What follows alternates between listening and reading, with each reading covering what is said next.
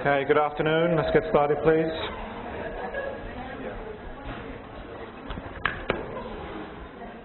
So what I'd like to do today is finish off the discussion of diamonds and then move into the new lecture. Two handouts you'll need today. If you can still have the diamonds handout, you'll need that. There's one more quote on each on that. And then the other one is the new handout, which is criticisms of advertising, if you could get that out.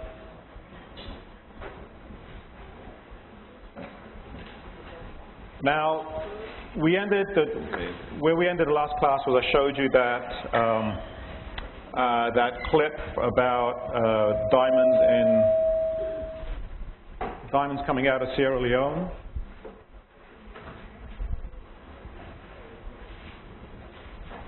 And that for diamond advertising to work, in fact, it requires something else not be told.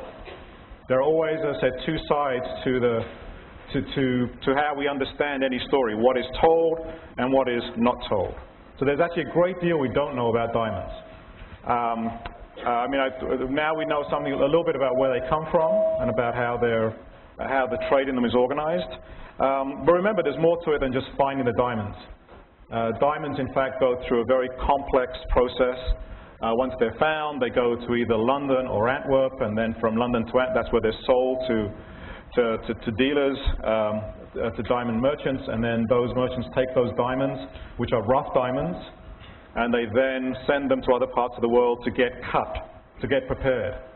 In fact, one of the major places they're sent is to India, and especially a lot of the stones that end up as diamond rings, and especially at the kind of lower end of the market, go to India to be cut.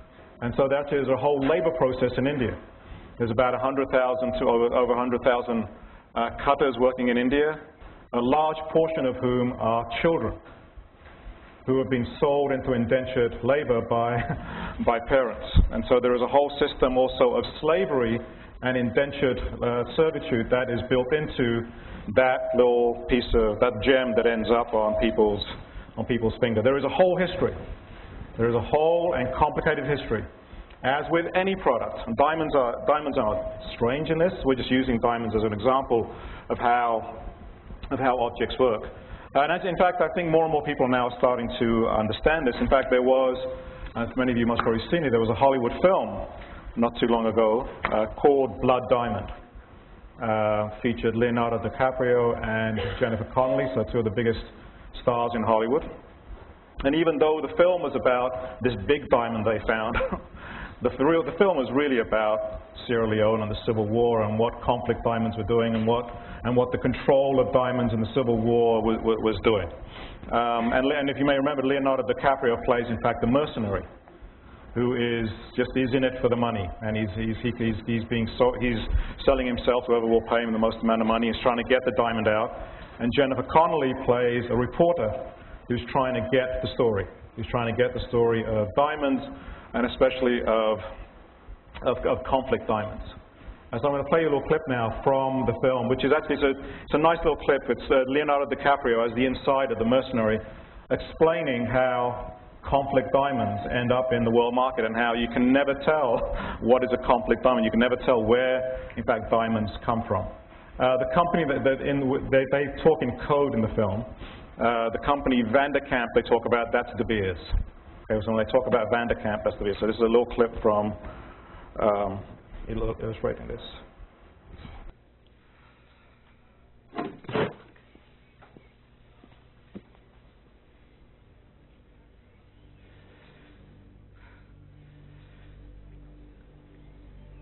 After I smuggle the stones across the border, local buyers get them to a middleman in Monrovia. Go on. He pays off customs and certifies the diamonds were mined in Liberia. That way they can be legally exported. Now, once they've reached the buyers in Antwerp, diamonds are brought to the sorting tables. No more questions are asked. By the time they get to India, dirty stones are mixed with the clean stones from all over the world. And then they become like any other diamonds. And Vanderkamp knows about all this. When I get to London, I meet with Simmons. Supply and demand. You control the supply and you keep the demand high. Agreed. Good. Now, there's an underground vault where they put all the stones they buy up to keep off the market, so they can keep the price high. The rebels want to flood the market with $1 billion worth of rub, a company like Vondekorp, who says that they're rare. They can't afford to let that happen, especially when they're telling some poor sod he's supposed to shell out 3 months' salary for an engagement ring. Now, technically speaking, they're not financing the war, but they're creating a situation where it pays to keep it going. You understand? Yes. And where's my proof?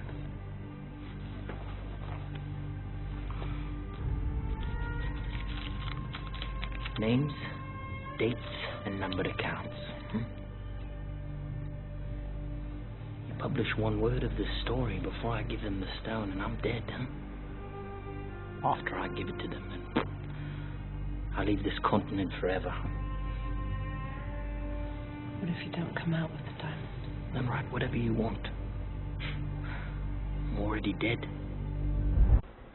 Actually, it's actually an interesting Hollywood film because it's kind of trying to do the right thing.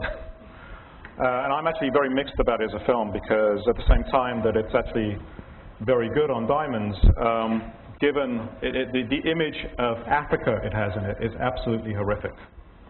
And given that American moviegoers don't have a lot of images of Africa, this actually becomes the image of Africa. And according to this film, Africa is hell.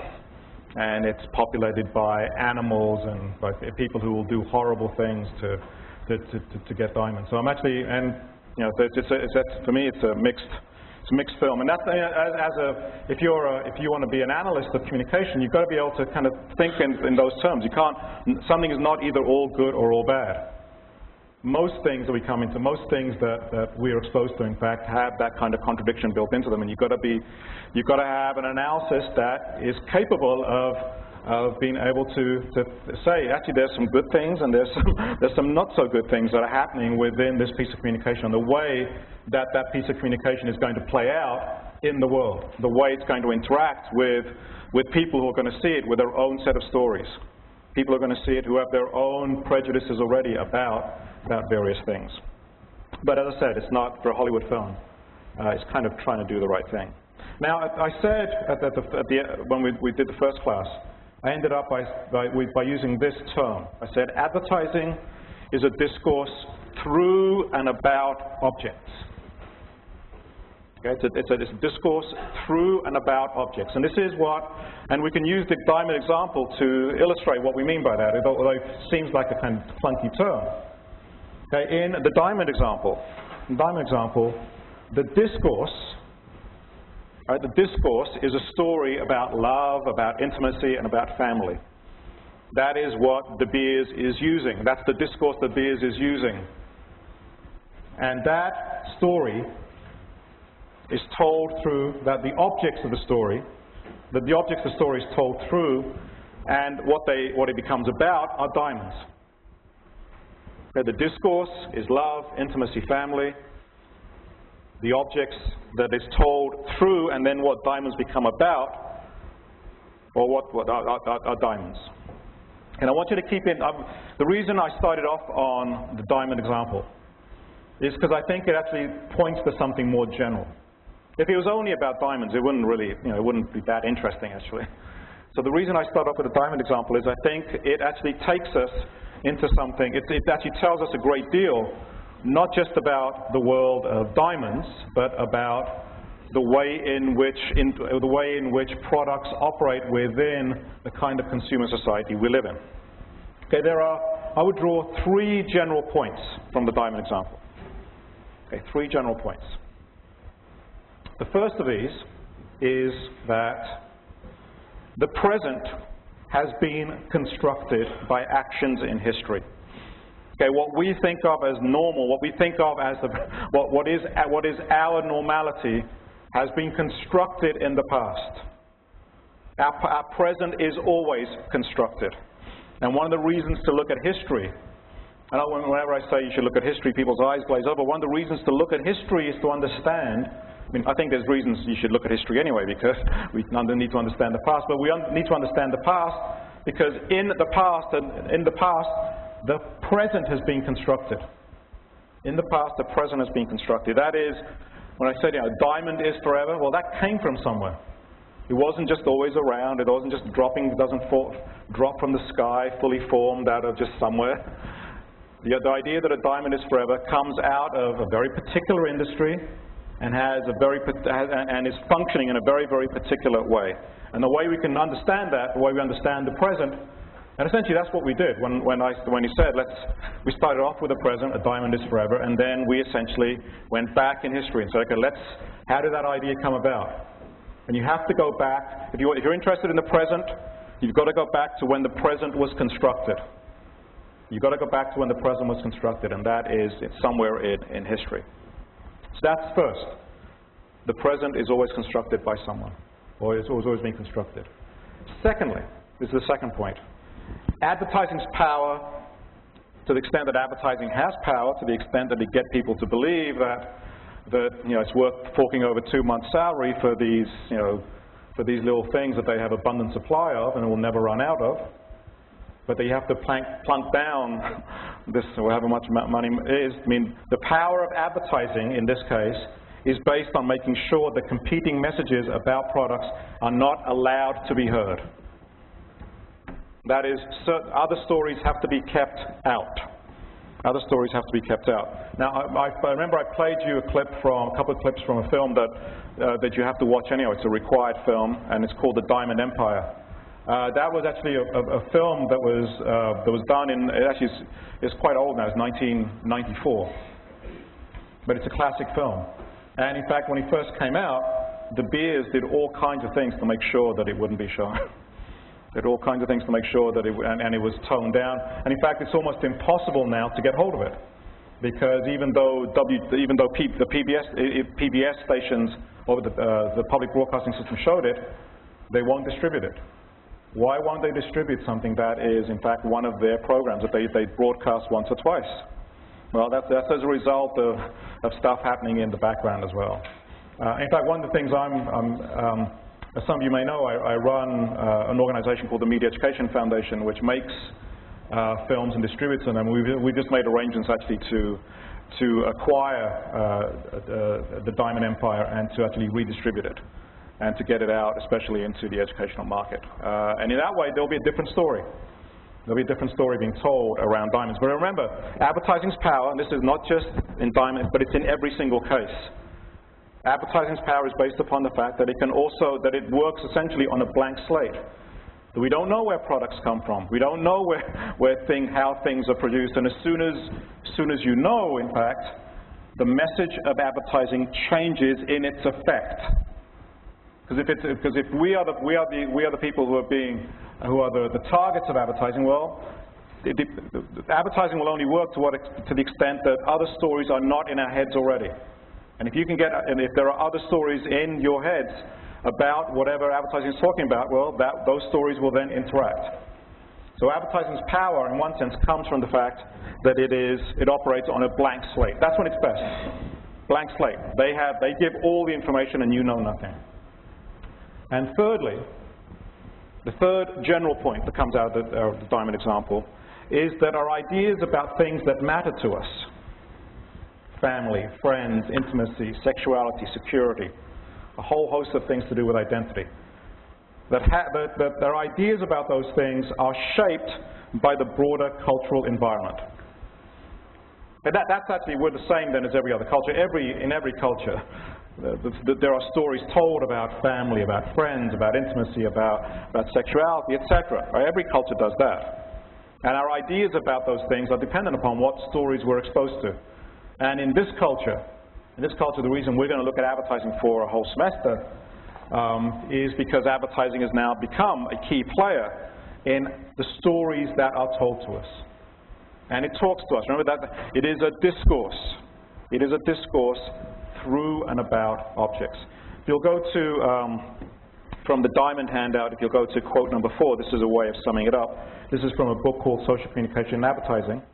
They write, the author's right. As a way of summing up. Okay, over the course of the 20th century, in industrial societies, national consumer product advertising has become one of the great vehicles of social communication. Okay, let me start that again. If you don't have this handout, you can get it from the website.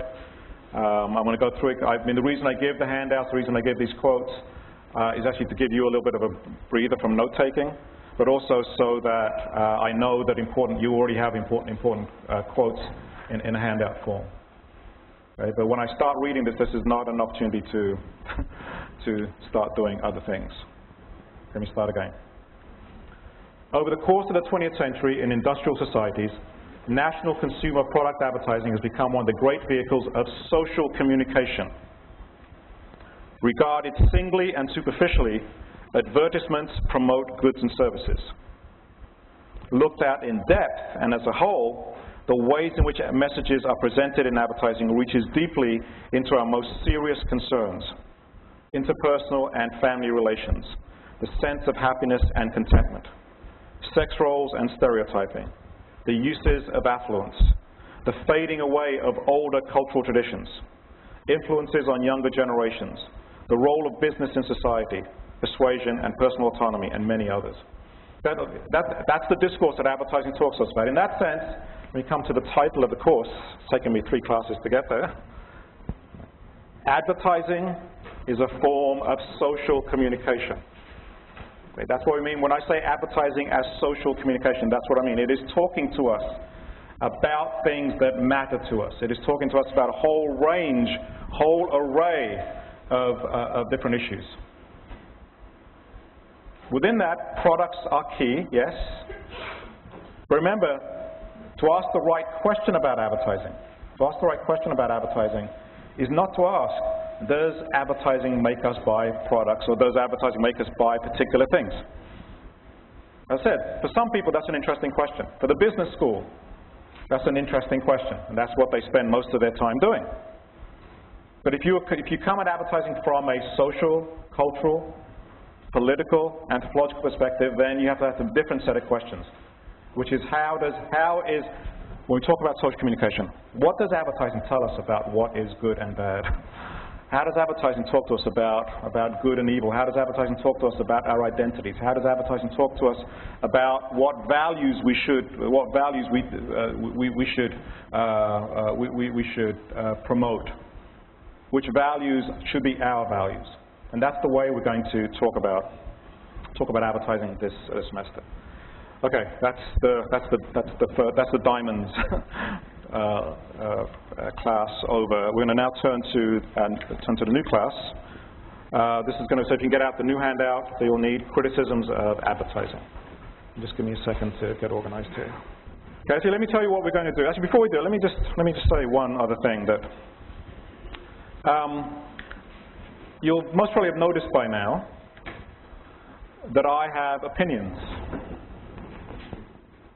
That in fact I believe certain things, and I hope that's clear to you by now. Now I want to be clear what that means within the context of this course, because people often say when someone has strong opinions that way, oh, well, they're biased. They don't teach objectively. Well, I teach as objectively as any other professor in the world, because there is no such thing as objectivity.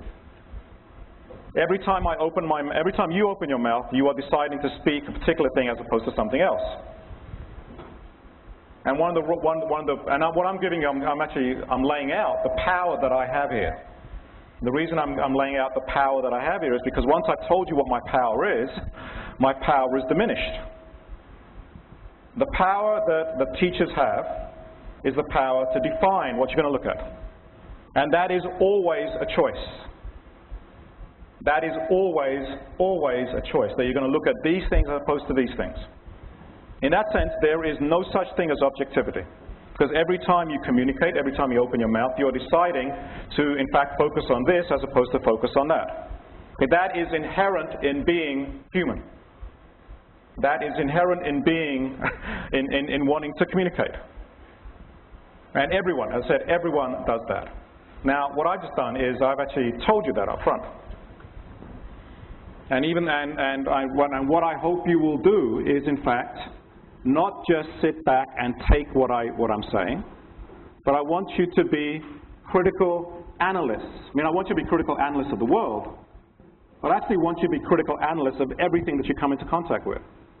But that doesn't mean you have to be always, always questioning absolutely everything, but you should always have a skeptical mode. You should always be skeptical. You should always say, actually, if you're going to, if that's the case, why should that be? If you're going to argue that, why should that be the case? What about this?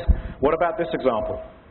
And I want you to be in that active mode, not sitting back and simply taking whatever I tell you that that we're going to look at. I want you to be active in that. And what I will do, I promise to try and be fair. That is where I'm trying to go with this is, again, you're not just going to get my opinion, by the way. When I say I have opinions, yes, I have opinions, but they're not just opinions.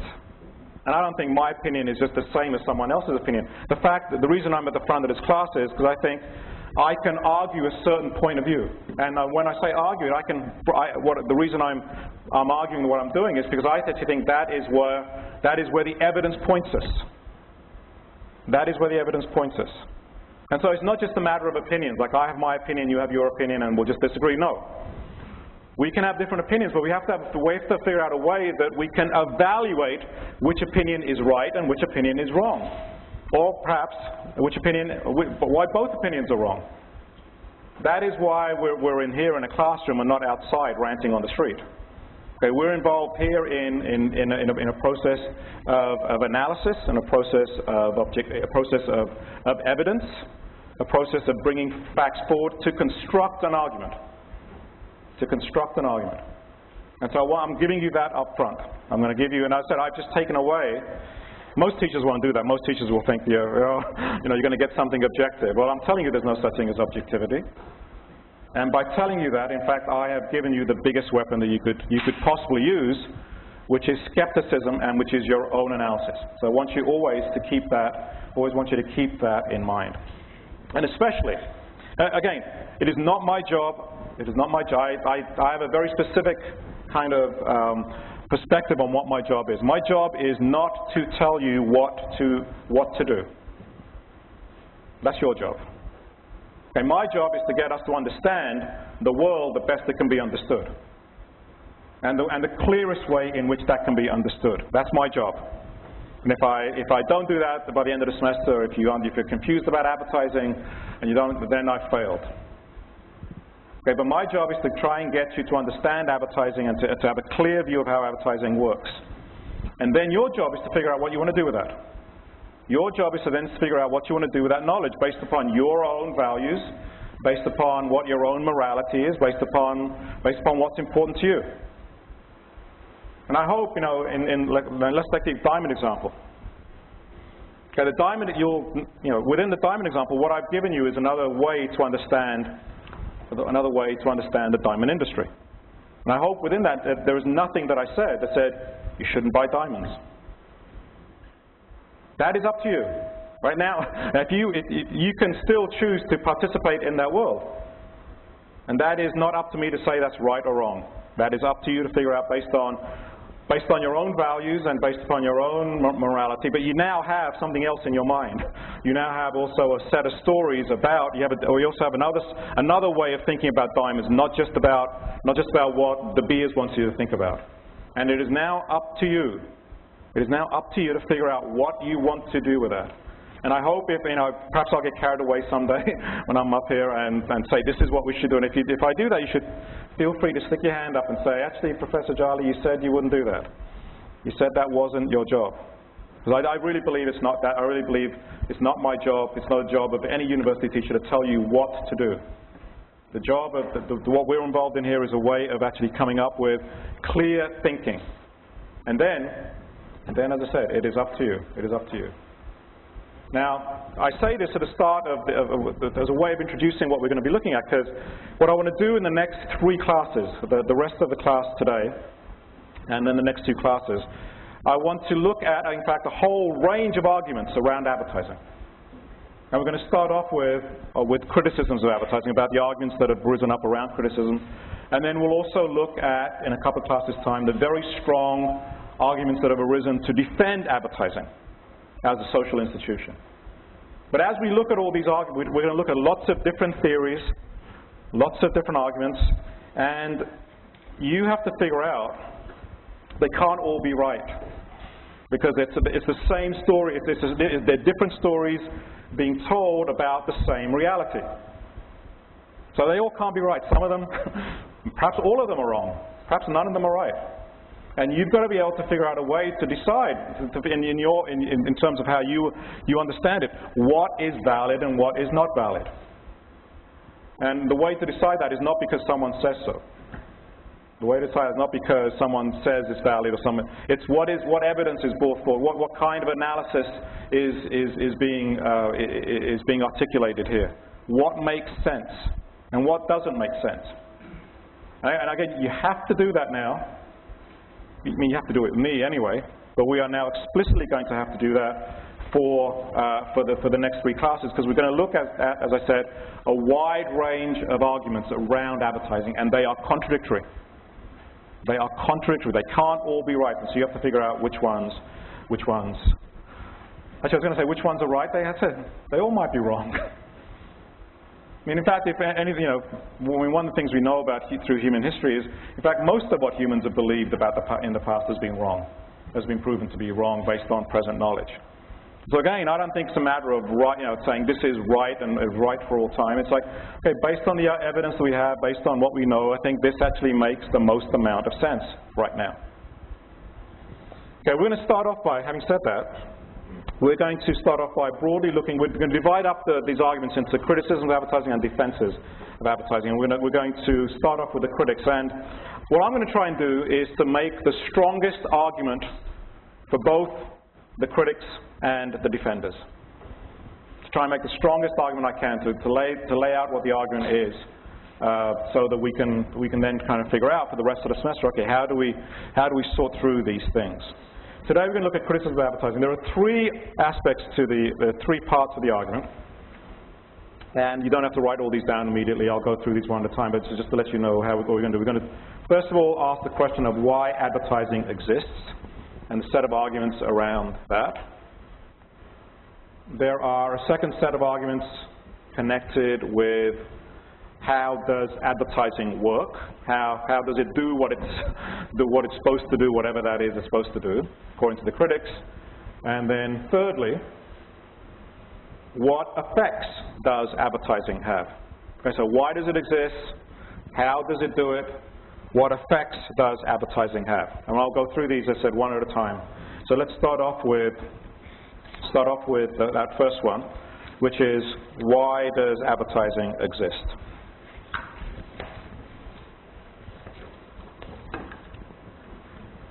We'll start off with the work of actually someone who died in the last year or so. We'll start off on the work of John Kenneth Galbraith, one of the great economists, one of the great American economists, and especially a book that he wrote called The New Industrial State. Now, what Galbraith starts off, and he wants to analyze American society in particular. He says, when you look at American society, there seems to be a tremendous emphasis, tremendous stress on the industry, tremendous stress on the production of goods, lots of stress on GNP and economic growth. And in fact, we could argue that the politics is essentially about, is about the story of how can we make the economy grow.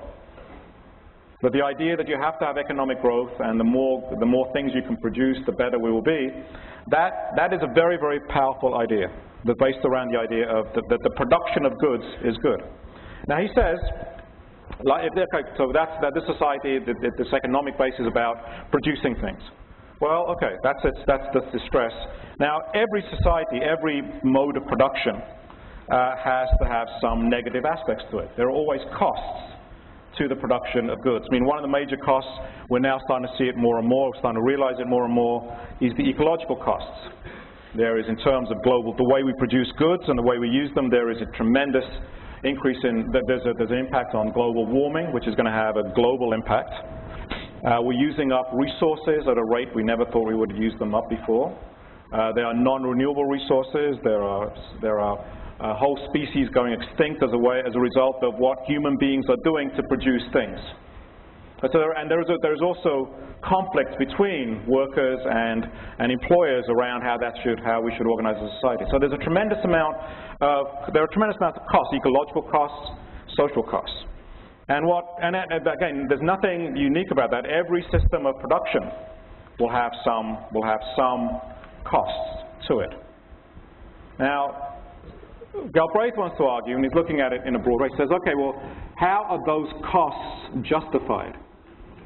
There's lots of goods that are produced that we have access to. That's the good stuff. Here is what it costs us.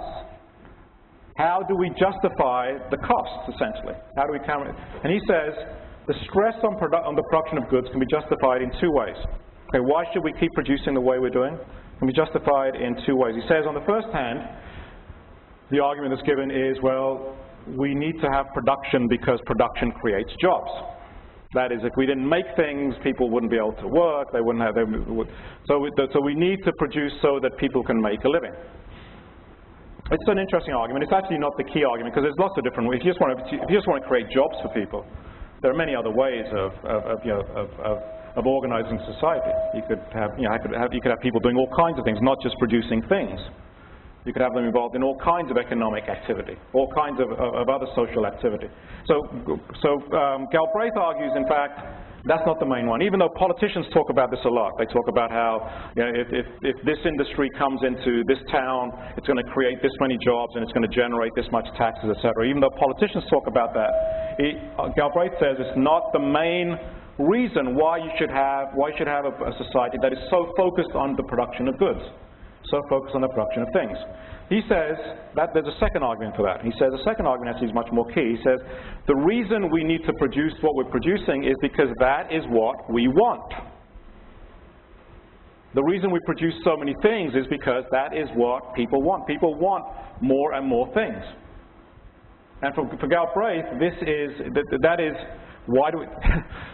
Okay, we're producing so much not because it's going to keep us employed. We're producing so much because it's what we want. We want the goods that we produce. We want the goods that we produce. This is the basis of this is, and he says the second, philosophically speaking, this second argument in fact is absolutely fundamental. It's absolutely fundamental. This is also what's called the theory of consumer sovereignty. In fact, it's essentially the story that's told in most economics departments. It's essentially the story that's told in most management departments. That is, the consumer when it's a consumer sovereignty, the consumer is sovereign. That is, the consumer is in charge. And the reason we produce so much is because consumers want so much. This is what Galbraith calls. It's interesting. He says, right, the reason we produce so much is because we want it. Not because businesses are trying to persuade us to do things we wouldn't otherwise do, but because we really deep down want the products that come out of the marketplace. This is what he calls the accepted sequence. And he says it's called that is, things start off with consumers. And he calls this the accepted sequence because it is what is generally accepted. I said it's taught in economic schools, it's taught in business schools, etc., as why the economy functions the way that it does. Now Galbraith argues, he says, for the accepted sequence to be valid. Okay, for that it's a story. I mean, it's a story. The accepted sequence is a story. And as you know, stories could be right or they could be wrong. Depends, sometimes a story is not very valid, but it's told in a very compelling way, but it doesn't make it any more right. So I want you to get used to this idea of theories and stories, because sometimes we'll talk a lot about theories. A theory is just a fancy word for someone's opinion. The theory is just a word for a story, and everyone can tell a story. And so Galbraith says for the story of the accepted sequence to be valid, it would have to be shown that consumer wants originate with consumers. That is, we really want, that is, the wants originate with us. This is what he calls so this is the accepted sequence. I'm going to lay it out the way he does. in terms of sequence. Right?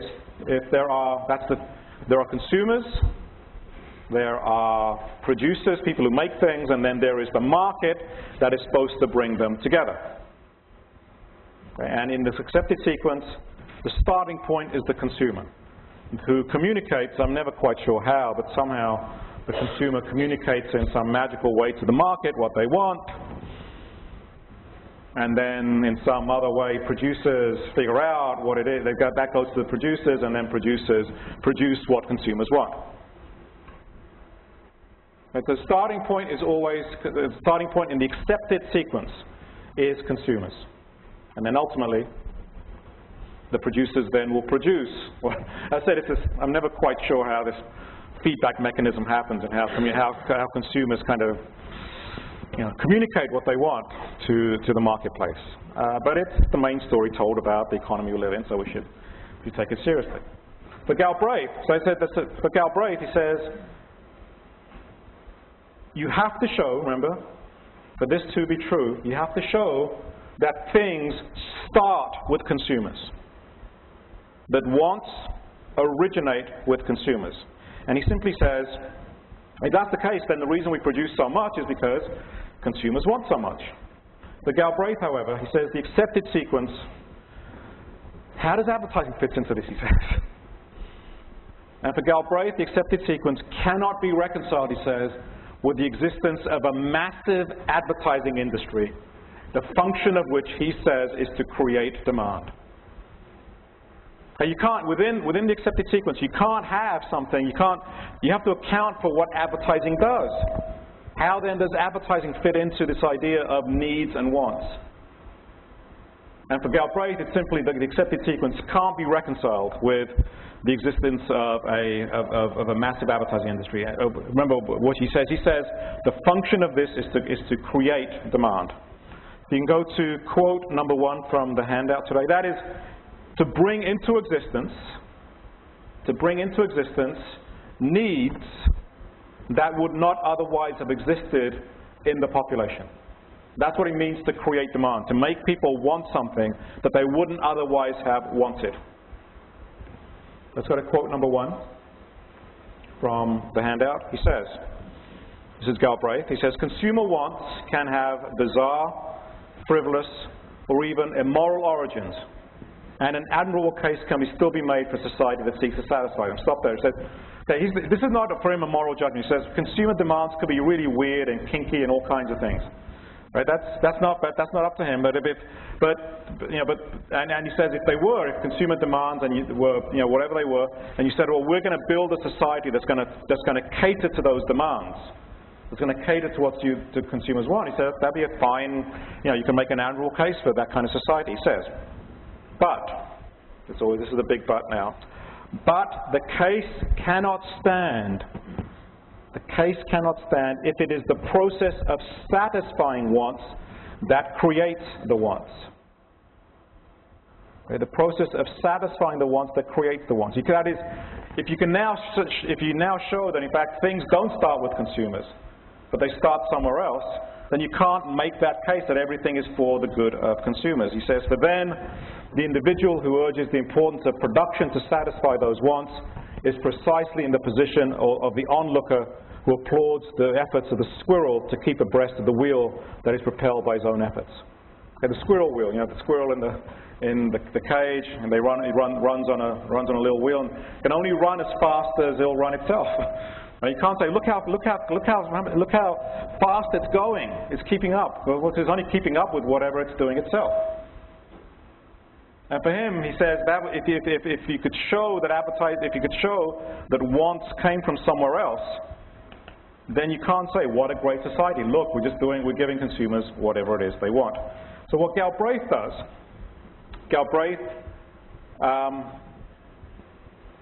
creates what he calls the revised sequence. Okay, the revised sequence. And in the revised sequence, you've still got the consumer, you've got the market, you've got producers, the same as in the accepted sequence. But to this, you add advertising.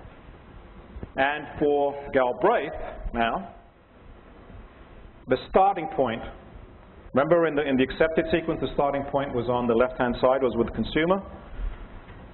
For Galbraith, in the revised sequence, the starting point is the producer. Is the producer, who, through advertising, and who through their control of the market through advertising, to consumers, creates wants and needs in consumers, and then the reason consumers go to the marketplace is as a result of their needs being created. Okay, totally different starting point. Totally different starting point. Now, according to Galbraith, actually for Galbraith, this is, if you're a producer, if you're the modern corporation, this is absolutely logical. That is, if you're a large-scale industrial corporation, you can't say, what are consumers going to do now? And then you have to try, according to your own, you have to control the process. And one way you can control leaving it to consumers is simply, there's too much uncertainty. And the best thing you can do is to try and, in fact, control, here is what you can produce, here is your supply, and then it is in your interest, your economic interest, to make sure there is enough demand to be able to satisfy what you produce. Remember, whatever you produce, if you can't sell it, you're out of business. If you can't sell what you produce, if you can't turn it back into a money form, then you are out of business tomorrow. And so you've got to figure out a way, says Galbraith, to predict what demand is. How do you predict what demand is? Well, one way of predicting what demand is by creating it. Okay, these are the two. Let's go back. These are the two. They both cannot be correct. They both might be wrong, but they both cannot be. These are the accepted sequence and the revised sequence are alternative descriptions of the same reality. They're alternative descriptions of the same reality. So we have to figure out which one of those. Now, if this is correct, then the reason we produce so much and the reason we have all these ecological problems, the reason we have global warming, etc., the reason we're running out of resources, the reason many people would argue America is in Iraq right now for making sure the oil is locked down. All of that is not because that's what consumers want. All of that is because that is what manufacturers and corporations want. Whereas, remember, the other perspective says, well, this is the other, which is the reason America is in Iraq, making sure the oil is locked down, is because consumers want all this stuff. And if you want to be able to provide this stuff for consumers, well, this is what it takes. You could argue, you could look at Iraq from both those perspectives, but it depends where the starting point is. Now remember, if Galbraith is right, if Galbraith is right, we're looking at the critics. If Galbraith is right, the theory of consumer sovereignty is in major trouble. You can't say the major rationale for producing goods cannot be that you are satisfying needs that you yourself have created. You can't say that anymore. The political implications behind Galbraith's theory are important as well. That is, if the only reason we have all these incredible costs is because of what corporations want, perhaps if we look then and say, well, what is it that consumers really want? Perhaps we would come up with a different way of organizing society.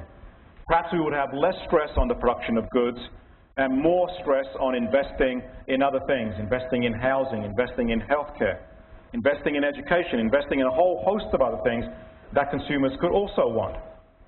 So if the political implications behind Galbraith's theory are in fact absolutely immense. One of the best historians of advertising is a writer called Stuart Ewan. And in fact, he's documented the way historically in which advertising emerged as a way to solve the problem for capitalism of overproduction. Remember, we actually started off with Marx's term, the immense accumulation of commodities, the production of the immense accumulation of commodities. Well, remember, you've got to be able to sell that as well. And Ewan looks at the period at the end of the 19th century, start of the 20th century, for when advertising arose. as an institution to deal with this problem of too many goods. How do we solve the problem of too many goods? Well, we'll solve them by making sure that people want those goods. This is Stuart Ewan. Let's go to quote number 2. He says, such social production of consumers represented a shift in social and political priorities which has since characterized much of the life of American industrial capitalism. The functional goal of national advertising was the creation of desires and habits, in tune with the need for mass distribution that accompanied the development of mass production capabilities. Advertising was trying to produce in readers needs which would dependently fluctuate with the expanding marketplace. Okay, advertising was trying to produce in readers needs which would dependently fluctuate with the expanding marketplace. As the marketplace expanded, needs also would expand as well. Needs and wants would also expand. It's a relatively simple argument. Why does advertising exist? To make sure the society doesn't collapse. To make sure that there is enough demand. To make sure that the things that corporations can produce, to make sure that the profits of corporations remain high by creating enough of a demand for the incredible supply that they have. That's stage one. Okay, relatively straightforward. Second part of the argument. How then does advertising do this? How does advertising go about creating this demand, if that is what advertising is supposed to do? Now remember, it's just a story. Okay, I don't want you to get too carried away. It's just a story, and there is an equally powerful story that emerges from the defenders of advertising that says actually advertising doesn't do very much. Advertising doesn't really, and so that's an open question that we have to figure out where the evidence lies. The second stage of the argument: how does advertising work? How does it create demand? Well, one of the major arguments, one of the major ways in which people think about this is actually advertisers know more about us than we know about ourselves. That is, that advertisers are able to manipulate us because of all this knowledge that they have of human behavior. Actually, there's a very interesting film which I would recommend to you. It's kind of a weird film. It's called How to Get Ahead in Advertising. And it's a film, actually, it's now about 15 years old. It's a British film. And it features an ad executive who he's having a bit of a mental block. His agency is having to sell pimple cream. He just doesn't know how to do it. He doesn't know how to sell pimple cream and cream for boils. He's going to try to figure out, and so he just can't figure out how to do it. And then ultimately he gets it. He says, I know. First of all, we'll make pimples cool. So first of all, they have to run a campaign that makes pimples and boils cool, so that people will actually have pimples and boils. And then they've got the solution to it when they say it's going to be a problem. Now, as I said, what happens with him? He's an actor. The character is played by someone who actually is quite well known now. Is Richard Grant, British actor, and he starts to have kind of a bit of a crisis of conscience around what he's doing. And the reason it's called How to Get Ahead in Advertising is he starts to grow a second head on his shoulder, and the second head is the evil conscience of how they're going to do that. That's why it's called How to Get Ahead in Advertising. So it's a very interesting film. This is a clip. This is the opening part of it, where the advertiser he's speaking to his staff about what they're going to do and about not around this campaign, but about advertising in general. Let me try and clarify some of this for you.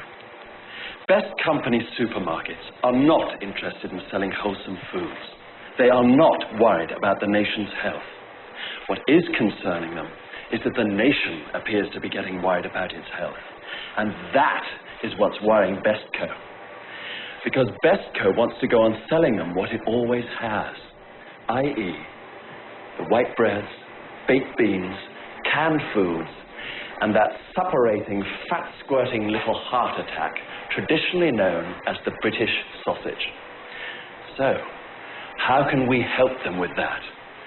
Clearly, We are looking for a label. We need a label brimming with health. And everything from a nosh pot to a white sliced will wear one with pride. And although I'm aware of the difficulties I've come to terms with this, it must be appreciated from the beginning that even the nosh pot must be low in something. And if it isn't, it must be high in something else.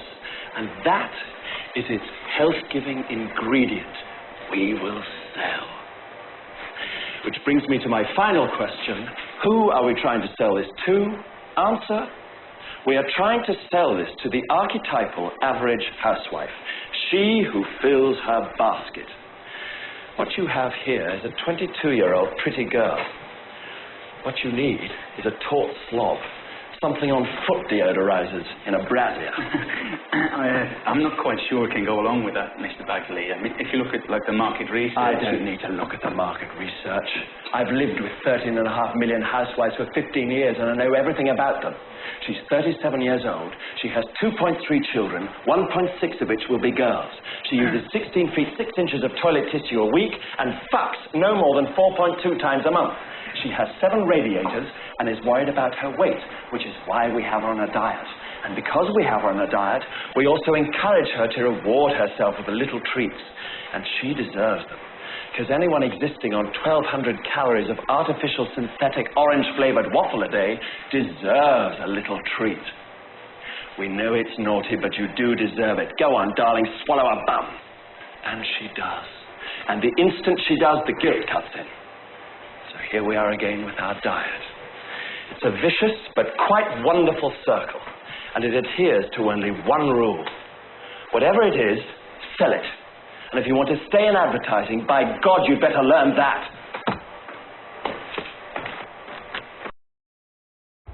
That is the major argument, or one of the major ways, is that they know more about us than we do ourselves, and they operate beneath our level of awareness. In fact, so in answer to that, the first answer that's given to us, how does advertising work?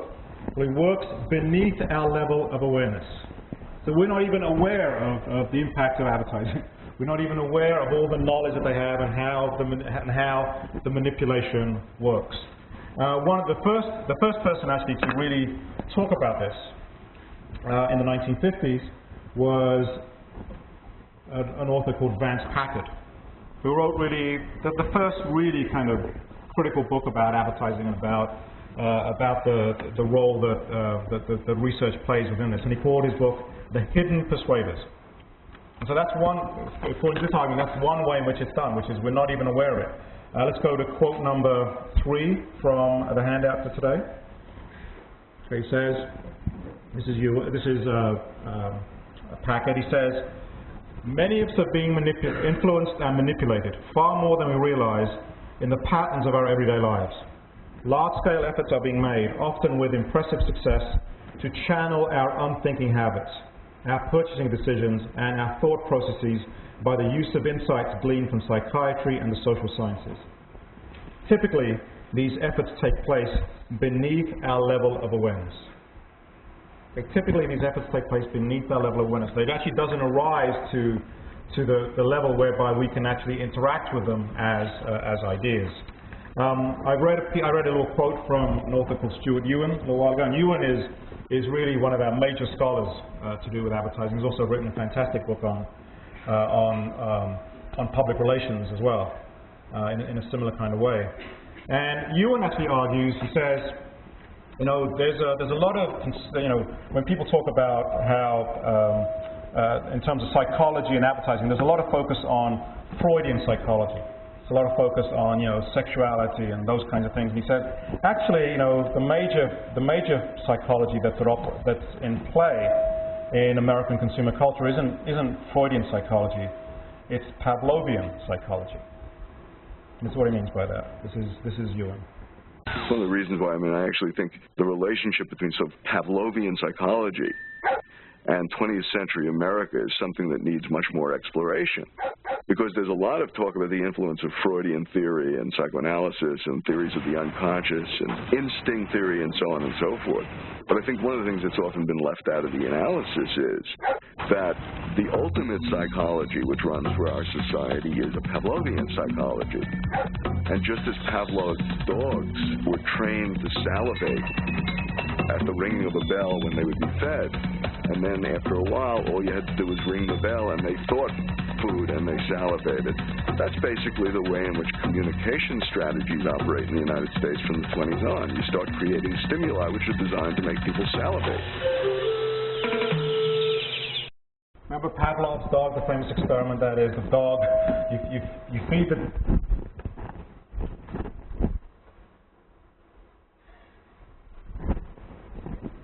You wait till the dog's hungry, you feed the dog, and as you feed the dog, you ring a bell. You feed the dog and you ring a bell. So the dog starts to associate the bell with being hungry and being fed. Then after a while, you actually don't even need the food. All you do is you ring the bell and the dog starts to salivate.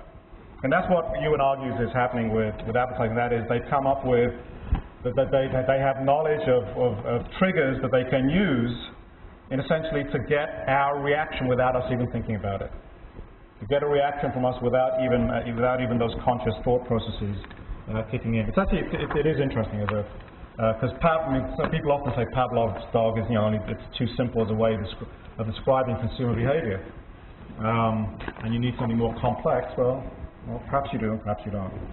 Now, there's also a lot of concern within this first argument, that is, if it works beneath our level of awareness, and some of you are most probably aware of this, there is, seeing this, there's a lot of concern with subliminal advertising. That is, this works, advertising that really does work beneath our level of awareness, that we can't even consciously perceive it. Now, this argument, though, the concern around subliminal advertising actually started off in 1957 with a guy called James Vickery, and what he claimed to have done, actually it started off with, I'll tell you up front, it's a hoax. And you most probably heard, and it's one of those urban legends now, you heard of this, the idea that you could put single frames in a film of a hamburger or whatever, and the people would watch this and they would be hungry afterwards, but they didn't know why, in that kind of Pavlovian way. Well, this was a guy called James Vickery, who in 1957 did an experiment where he projected every 5 seconds for 1/3000th of a second a phrase, "hungry, eat popcorn," on the frame of a movie. And he also did drink Coca-Cola. Actually, this is what the movie frame would look like. And he claimed that this increased sales of popcorn and Coca-Cola. As it turns out, that his results were they were totally fabricated. There was no such evidence, and then what he was really trying to do was make a lot of money for himself by trying to sell this technique, or this technology through his own company called the Subliminal Projection Company. But for a long time, and you must probably have heard it, this experiment as a success. Well, it wasn't. It worked it worked in terms of selling, in terms of getting people concerned about this kind of technology, but there was no evidence at all that it actually worked. We'll see why. The major other name associated with this in subliminal advertising is a person called Brian Wilson Keyes, who in 1973 wrote a book called Subliminal Seduction, which sold over 1 million copies, and then wrote some other books as well, which also sold a huge number of copies. And what Wilson claimed, or what he argued, was that in fact a lot of advertising and a lot of what appears in the media actually also has other messages as well. That there are messages embedded at the level that our conscious mind can't pick it up, but our subconscious mind can pick it up. And therefore we are being influenced without us even being knowing about it, because in fact it never registers at the conscious level. This was one of his examples. It actually had to do with the Ritz cracker. And these are all, he said, this is the challenge. He said, put some Ritz crackers down and then just relax your eyes and just kind of, don't focus too much on them. And he said, after a while, you'll see embedded in the crackers, because it's in the baking process itself, you'll see the words sex. And he actually claimed that you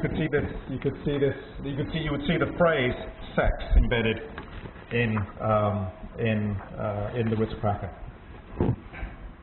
And he claims you could do this on, you could do this in the New York Times, you could do it in all kinds of places. And then the book is also full of, it's not full of examples, it's got a number of examples of looking for things in ice cubes, etc. As you said, but it was very, and the reason we're looking at it is not because I think it's valid, in fact I think it's, in terms of research, I was going to say something stronger, it's invalid. But in fact, if you ask most people about this, actually I think the way most people think about, in the general population, the way people think about this, oh yes, there's always subliminal advertising. This is what he said, this is quote number 4. He said, today, subliminal stimuli assaults the psyches of everyone in North America throughout each day of their lives, from infancy into old age. The effects of this bombardment are cumulative. More recently, there's been there's a book written by a guy called August Bullock. It's called The Secret Sales Pitch. And in fact, there is a subliminal message, he says, on that picture. You look at the bottom of the picture. Oh, sorry, the bottom you'll see the word "set" made out. Everyone see it? Where the flowers are, the bottom of the flowers. Actually, I can't get up and point there, but it's at the bottom of the flowers. Actually, once you see it, it's impossible to miss. Okay, there are words S-E-X.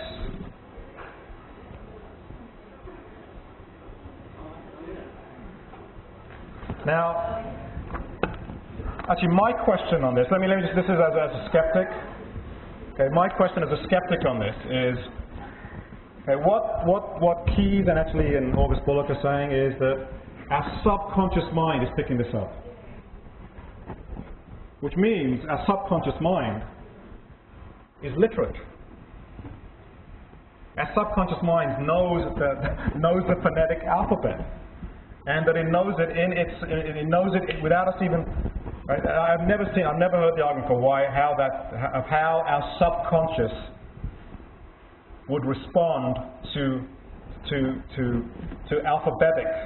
I mean, perhaps we could say it could respond to images, etc., because they're instant. But how it could respond to the alphabet is beyond me. It's actually never been explained. But it actually doesn't need to be explained, because in fact most of these books operate at the level of, of course for them they would say, well, there's no evidence for this because you don't need it, because the evidence will be a different kind of evidence to make this perceived. This is one of the other examples he gives. I said I'm just reporting this. I'm not doing anything else. He said there is a subliminal message in this. This is a Benson and Hedges, this cigarette ad. And it says, if you got crushed in the clinch with your soft pack, try our hard pack. So there's a quite clear sexual connotation to this. And he actually says it's actually not even very subtle, subliminal message embedded in this. He says, actually, look at where the man's left hand is.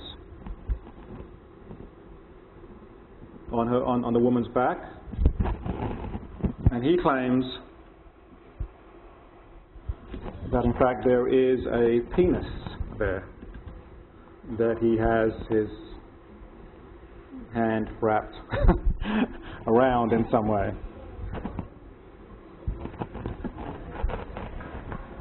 Okay, this is the argument that's made. The argument that's made, can everyone see it? Well, it's on her back, right? It's going up from his hand up into her hair.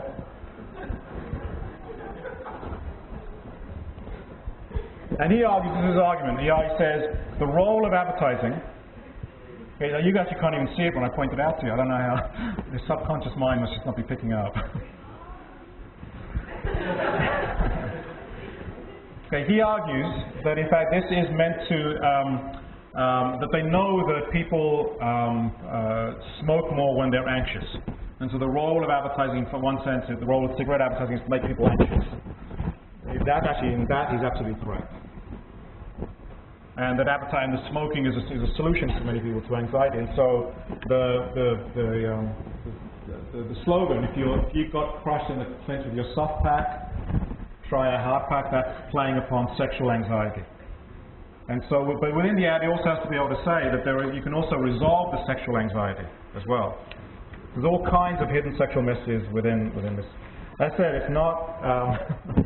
But this is the way. Again, a lot of like this book, for example, has, I would say, 50 examples, and very few of them. I mean, again, you have to kind of buy into the argument. You have to buy into the logic of how it would work. Okay, so let me tell you the reason I think that this is the last time you'll hear me talk about subliminal advertising. Because even though it's kind of fun and attractive to look at these things, I think it's a distraction. Because I don't want to argue about. I don't want to really say, is this in advertising? And have an argument about what's in it. What I want to understand is what we can all agree is in advertising, and not in fact, not in fact, waste our time on essentially. I mean, even if it's true, there's no advertiser who's ever come out and said yes, we use subliminal techniques, which in a industry like advertising is pretty amazing actually. Given how many people go through it, how many people are involved in it, that there's never been an insider come out and said, yes, here's how we do it, let me show you exactly how we do it. But as I said, for me, it's a deflection away. I don't want to waste my time trying to figure out if something is in advertising. We know what's in advertising, and what I want to figure out is how does it work in the culture. And so again, some arguments are. I mean, the effect of them actually is, the effect of the argument sometimes is worse than the argument itself. Because certain kinds of arguments deflect us away. Certain kinds of arguments highlight these questions as opposed to these questions. Suddenly, I said I debated a while whether I was going to actually do this subliminal stuff. Because it actually has the potential to focus debate somewhere where I think actually is mostly a waste of time. However, it is in the industry, it is in some parts of the literature, and it is in the culture as well, and it is in the popular culture in terms of how this stuff works. The second part, that's the sort of first argument beneath that level of awareness. The second one is that it works through what some people call false symbolism. Okay, false, and that it works through making products mean something which they don't mean. That instead of focusing on, advertising does not focus on the goods themselves, but on what it means to consume them. Not on the goods themselves, not on what they do, but by focusing on the symbolism that's connected to it. Again, it's a deflection away. The major author connected to this is one of the major people in British cultural studies. Was one of the people who invented the tradition, who invented the field of cultural studies, which is Raymond Williams. And Raymond Williams says, we only have 5 minutes and I don't want to get into this, so we'll stop now. We'll pick up the next class with Raymond Williams' work around this. Okay, so we'll pick this up on Wednesday. Thank you.